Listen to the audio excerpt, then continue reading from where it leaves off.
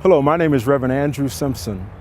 As a leader of the faith community in Colorado, I'm aware of the budget and tax issues that we are facing, and they are very complex. I am also aware, from a faith perspective, that both budget and taxes are moral instruments with very sacred implications. Among those implications is the fact that we are in a covenantal relationship.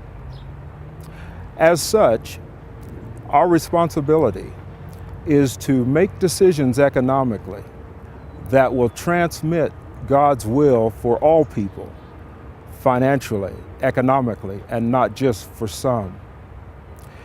It is my hope that we will be able to enter into conversations around our shared values throughout the state of Colorado. And we hope that this video will allow us to enter into those conversations everywhere in Colorado. Thank you. Plain talk on Colorado's budget. Colorado, born in 1876. Back then, things were simpler. We needed a road. We came together and built it. We needed a school. We came together and built it. We needed a hooskow. We came together and built it. Over time, we came together and built a darn good state. Good people, dreaming big, planning ahead, building something for all of us. Now it's Colorado, modern day. Things have gotten a bit thorny. We need a road. There's roadblocks all over the place. We need a school. It's no longer as easy as ABC. We need a hooskow. We're handcuffed there too. Yahoo! Over time, we've created a darn big problem. Basically, the money we take in to make these things work ain't keeping up. Seems we've gone and tied ourselves up in a big old knot. Just look at Colorado's budget. Here's how it works. Money comes in from you, me, all of us. It goes into a pot. Actually, it goes into a couple of pots. First, there's this pot called the general fund. It's filled up with money from sales tax and income tax. There's another pot called cash funds. That's things like park fees, gas taxes, and tuition for college. The money in this pot's got to be used for things people ponied up for.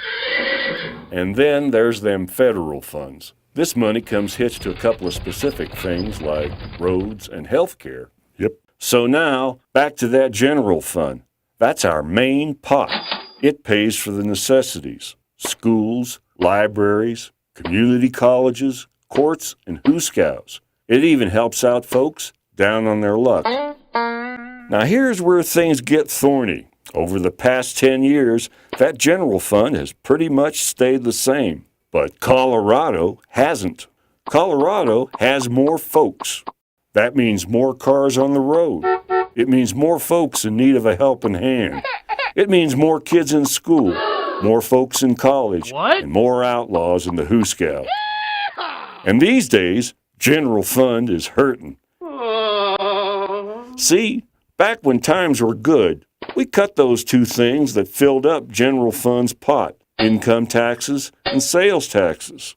Used to be we all gave about 5 cents of every dollar to general fund. These days we only give general fund about 3.5 cents. Heck, that means we pitch in less than folks in just about every other state. And lately, general fund's been stuck in quicksand, thanks to a bunch of constitutional amendments we've saddled him with. They've left him hogtied and stuck but good. Y'all still with me now? Good, 'cause this part's important.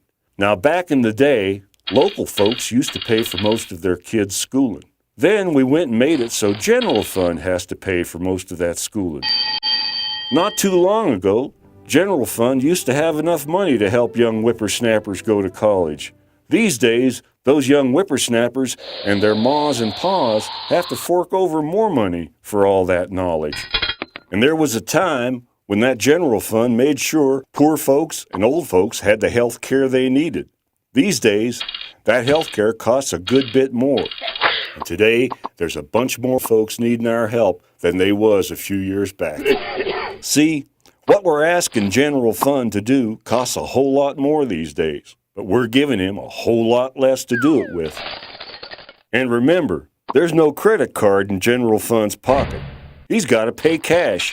No debts allowed. And then General Fund went and got himself smacked upside the head by 2 big, bad recessions. All this means Colorado's General Fund's get up and go has got up and went. So now, even after the economy stops smacking General Fund around, there won't be enough money left in his pot to cover those things we use here in Colorado every day. Well, we're at a crossroads here in Colorado. Unless we make some big changes, General Fund's going to sink even deeper into that quicksand. So how do we save General Fund? Because Colorado sure needs him. In Colorado, it's up to all of us. Because in Colorado, the voters decide. But we've got to make up our minds to do what needs to be done to save General Fund.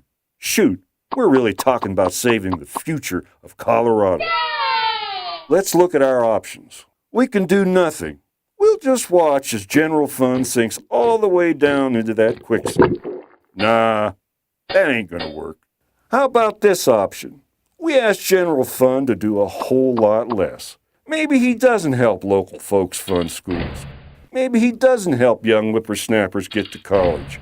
Maybe he doesn't help cover health care for old folks or poor folks. Heck, he might even have to let those outlaws out of the hoosgow. Or, here's another option to consider. We get creative and find a way to get more money into General Fund's pot. That way, he can do the things Coloradans expect him to do. It's up to us to figure out the best path. How do we decide? Well, we talk about it. A little good old-fashioned conversation. That's a good place to start. Shootouts at high noon aren't going to get us anywhere. This problem's too big for spitting and fighting. In 1876, folks came together to build a darn good state. Today, we need to come together, just like the good old days, use some common sense, and figure our way forward. Want to learn more? Yep.